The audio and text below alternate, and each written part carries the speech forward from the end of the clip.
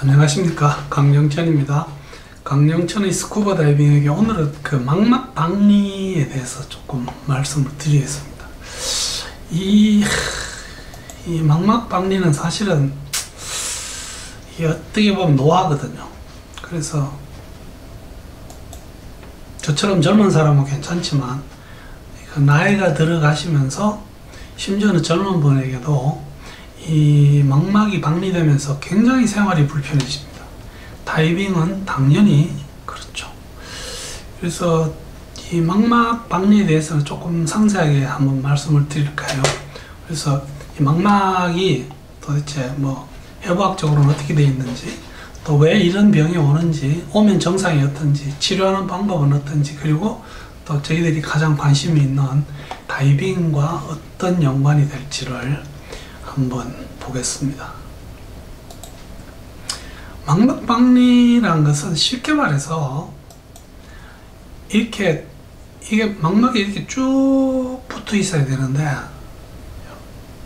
이것이 여기 와서 이렇게 터져 버리는 거죠.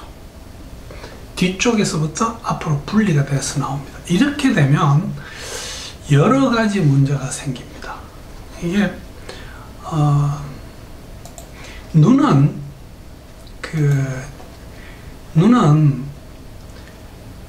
눈 안구 속에, 이게 정확한 번역인지 제가 지금 자신이 없는데요. 이 유리체, 비테로스 휴머라고 하는 이것이 이 안에 이렇게 가득 들어 있습니다.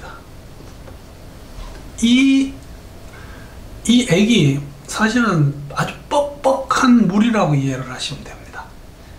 그래서 이것이 망막도 뒤로 밀어주고 렌즈도 지 위치를 잡아주고 하는 굉장히 중요한 그 눈 속에 있는 액체입니다.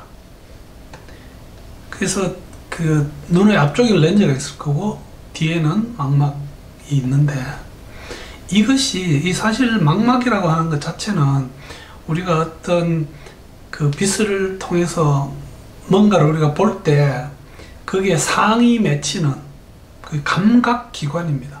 그것이 만약에 이 유리체액이 부족해지거나 뭔가 좀 불규칙적이 되거나 하면, 그것이 만약에 스스로 쪼그라들면 망막이 그 앞으로 쪼그라들게 될 겁니다. 그러면서 붙어 있어야 되는 자리에서부터 떨어져 나오면서 이렇게 되면 바로 저희들이 볼 수가 없는 거죠. 그래서 이 병은 사실은 그 나이가 들면 들수록 이 망막 병력이 더 많이 나타납니다. 그래서 이런 병이 오는 원인은 노화입니다. 대부분이 노화고, 물론 외상에 의해서도 올 수는 있는데, 그 다음에 아까 말씀드린 비테로스 휴머라고 하는 유리체액의 두께라고 하나요? thickness가 조금 불균형을 이루게 되면 이런 현상을 초래합니다. 근시가 아주 심한 분들한테서도 이런 병이 나타난다고 합니다. 그 다음에 외상에 의해서도 당연히 올 수 있고요. 그래서 이게 오면 정상은 어떻게 되는가 하면, 당연히 시력이 흐릿해지고요. 심해지면 시력 자체를 상실하게 됩니다. 그래서 이 망막 박리증에 대해서는 굉장히 적극적인 치료를 받을 필요가 있습니다. 치료는 어떤 게 있을까요? 그 망막 박리가 왔는데 이게 자연 치유되는 분도 있습니다. 다행이죠. 그런데 이제 많은 경우에 수술을 합니다. 그 박리된 부분을 뒤로 밀어주는 어떤 그런 시술을 하는데, 문제는 그 수술하고 나면 그 시야 안에 이렇게 까만 점들이 이렇게 여러 개가 보이는 수가 있습니다. 그래서 이거는 그 수술할 때 망막에서 떨어져 나온 파편이 아까 말씀드린 그 체액 안에, 그 안구 체액 안에 이렇게 떠돌아다니는, 그래서 이거를 그 영어로는 플로터라고 합니다. 플로터. 그 뜨돌이가 되겠습니다. 이런 것들은 이거 역시 시간이 지나면 소멸이 되기 때문에 망막박리는 적극적으로 그 치료를 하는 것이 맞겠습니다. 다이빙은 어떻게 되느냐? 망막박리증이 있을 때 그 병 자체는 시야는 좀 혼탁하지만 다이빙에는 지장이 없습니다.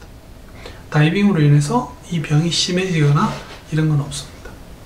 그러나 수술을 하신 분은 어떤 수술을 했건 간에 반드시 2개월간 기다렸다가 의사와 상의해서 다이빙을 다시 시작할 것인지를 결정하셔야 됩니다. 그래서 한 번 더요. 망막박리는 그 병 자체는 다이빙에 관계가 없습니다. 수술하신 분은 2개월 정도를 기다려 주십시오. 그래서 오늘은 이 망막박리증에 대해서 한번 간단하게 말씀을 드렸습니다. 감사합니다.